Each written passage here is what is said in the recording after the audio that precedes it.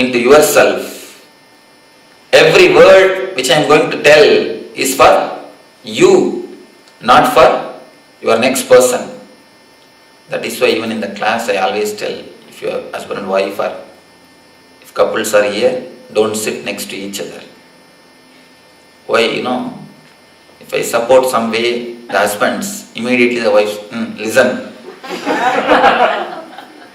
Some way wives are supported, and immediately, how many times I told you? Only when Swami tells, it goes into your head. Instead of you listening, you will be just poking the next person. Listen. Careful. Don't forget. So better for these 2 days, don't sit next to each other, so that you will listen for yourself. Now most of the time I have seen, even if the friends they sit next to each other, what they do? They just call, you understand? How many times I told you? But see, instead of listening to the thing, they will start discussing with each other. By discussing with each other, what can they create? Little more confusion, that's all. Not any solution. So, put your whole effort. Think everything is for you, not for the next person. Nothing is for next person. Everything is told to you. We always think, Swami says, we are not so bad. We are only half. Yesterday somebody was telling me, asking the question, Swamiji, we may not be totally enlightened, but don't you think that we have a little bit of wisdom? Don't you think that we are half wise? I tell you, there is only 2 things in the world, either Buddha or Buddhu. Either totally enlightened or total fool. There is no between. There is no 50-50. Either steam or water, that's all. Maybe hot water, but that does not mean it's not a water. Even if it is hot water, it will just put the fire off. Throw the hot water on the fire. You think that fire will not burn? You think the fire will burn? No. Even if it's hot water, if you throw the water on the fire, fire will be quenched or fire will be put off. So, hot water means don't think that it has lost its quality. Either steam or water, that's all. Either Buddha or Buddhu, that's all. So, put your effort totally. Only then you can have the glimpse or total experience of this course. And one more very big plus point or a great opportunity. Of course, a few of you who have got relatives in Tamil Nadu, they know how fortunate you are. In India, a meditation camp means 30,000 people attend. 30,000 people attend. Of course, ASP we don't allow so much, but even then, hundreds and hundreds. So, it is very difficult to get a personal attention or a direct touch. But here, you are fortunate. Even in the US, I think New York is the smallest crowd. Here only, we are the smallest crowd. You are fortunate. Be very clear. Surely you are fortunate.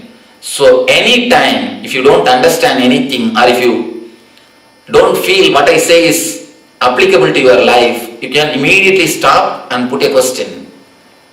You are welcome to Chris Crass. If you just sit as if listening to Ramayana or Bhagavata, it is not that.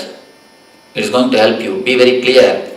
See, when you go and sit and listen to Ramayana or Bharata, you don't need to wake up. You don't need to remain awake. You know the whole story. Even if you sleep for half an hour, 1 hour, you can pick up. You know the whole story. Rama is going to go to the forest. And then Anjaneya will be meeting Rama. And then Sita will be kidnapped. Anjaneya will go to Lanka. Then Rama will go to Lanka. Ravana will be killed. And again Rama will have the Pattabhisheka. You know the whole story.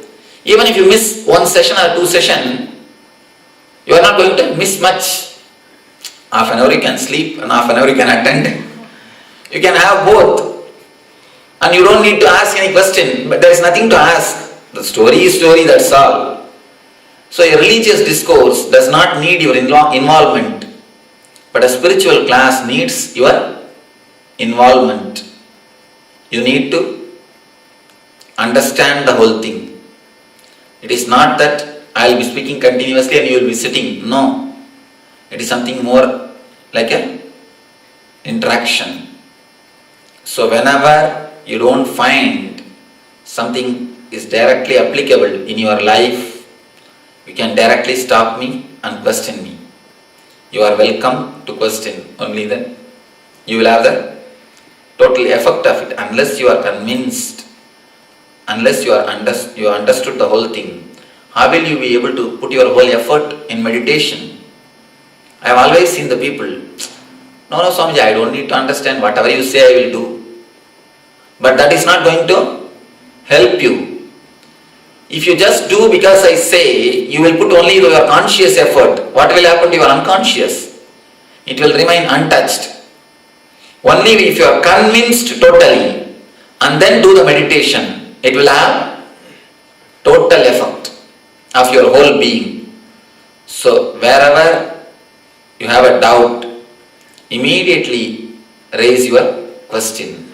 One thing, doubt is an energy clot, like a blood clot, energy clot.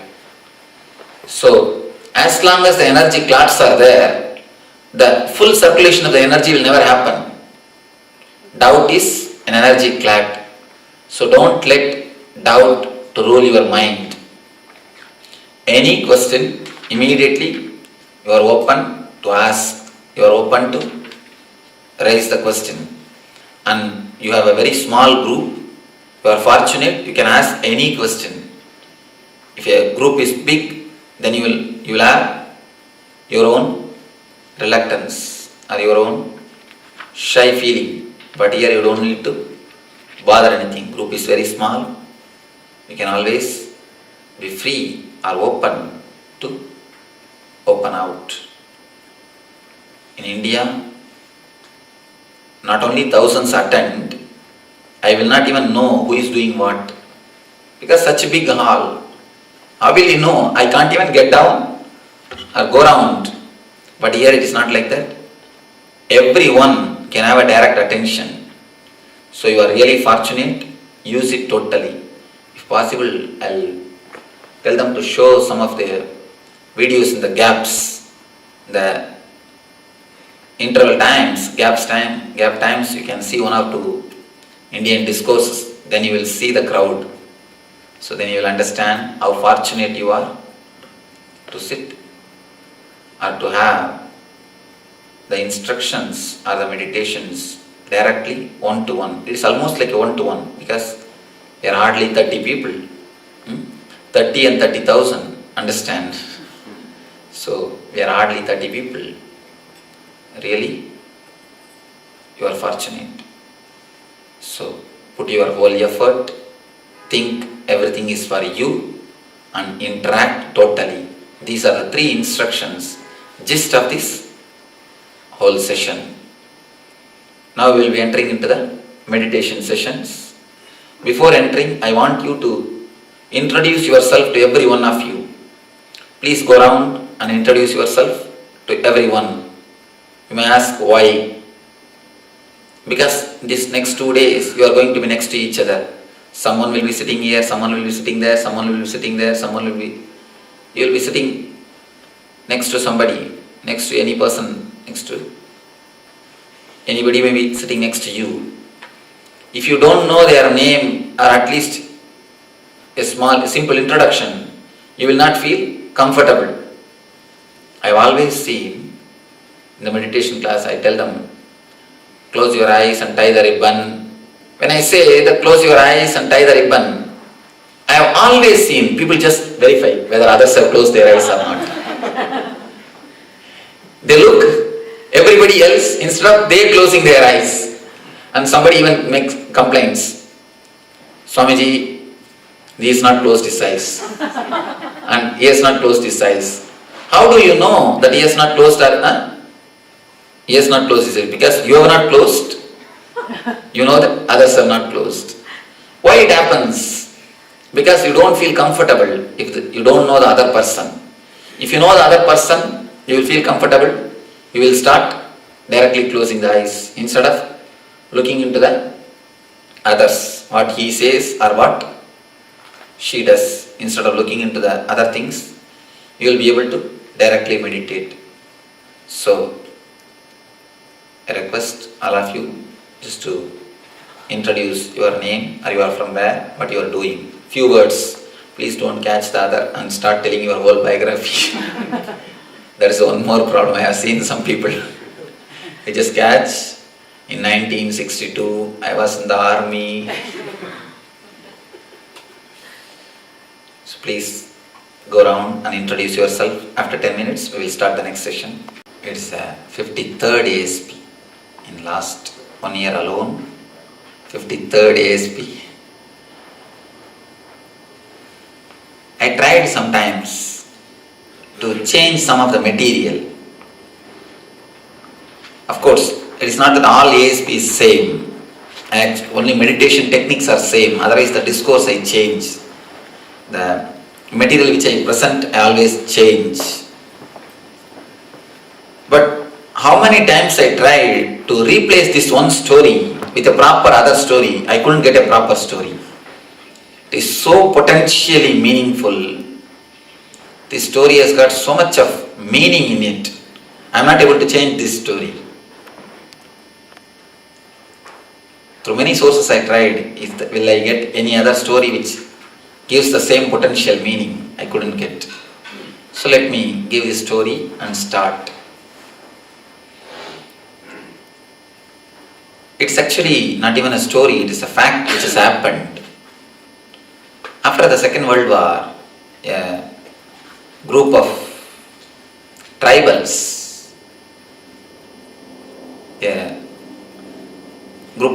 were living in a forest. Army people, they left their open aircraft in the tribal village. After the war, army people don't pack up anything and everything and take it away. They leave many things here and there and go away. Just like that, they left a small open aircraft in tribal area, in the tribal village.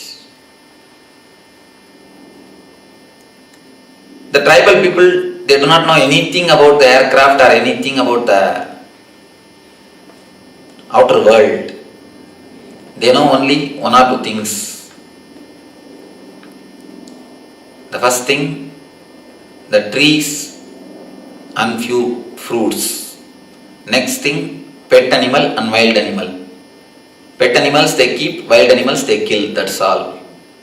They have nothing else. They don't even have an idea that there is something called civilization exists outside their tribal village. Totally secluded tribal people. When they saw something new in their village, they are not able to grasp, they are not able to understand what it is. They are not able to realize what it is. They thought that something new has come to their city. The whole village gathered and started arguing what it is, what they have got something new. Everybody started giving their opinion. This must be that, this must be that, this must be that. Somebody said it may be God, just come down to our village. Somebody said maybe it may be devil. But no argument could support with a logic. No argument could stand. Everybody is telling this may be this may be that may be that. But nobody is able to find out what it is really. Finally, one small boy came and told, it must be a bullock cart. Because bullock cart is also having a wheel, this is also having a wheel. It must be a bullock cart. When he gave some logic, when he gave some reason, people all have thought, yes, it must be bullock cart. It must be bullock cart. So the whole village decided that we have got a new bullock cart. God has sent new bullock cart for our village. They put a 2 big bamboo in front of it and put a bullock, started pulling all over the village. It went on for a month. After a month, one young boy from the other village, he came to the tribal village. When he came and saw, he also doesn't know about aircraft, but he knows about tractor. So he thought this must be a tractor. This cannot be a bullock cart, this must be a tractor. He started driving and using it as a tractor. Then again the whole village declared, we have got a bullock cart which can move without bullock, which can go on its own. It went on for one more month. Third, a man came who is a retired army pilot from army, who is a retired man. He came to the village for some reason. When he saw what they are doing with that aircraft, he laughed and told them, it is neither bullock cart nor tractor, it is aircraft. First, they are not ready to understand, they are not ready to accept, but he used it and he showed them how it could fly. Once he showed, the whole villages agreed, whole villages understood what they were using as a bullock cart is not a bullock cart, it is aircraft. Understand this one story.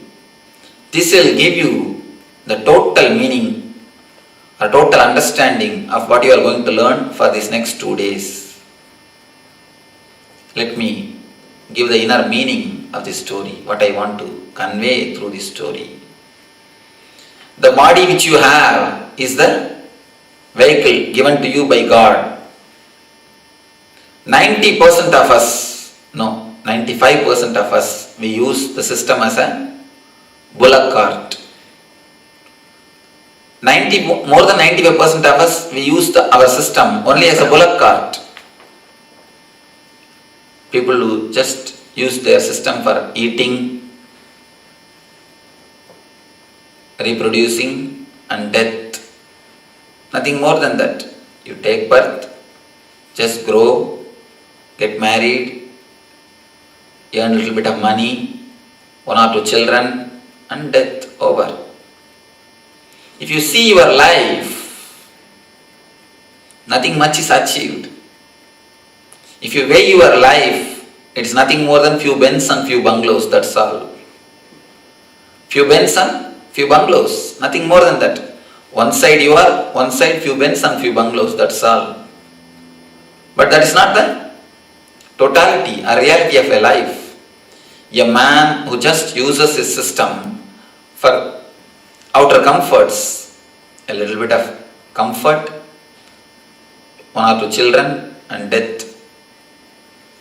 The people who use their life, use their body in a minimum way, just for the outer comforts and the little bit of money, 1 or 2 children, they use their system as a bullock cart.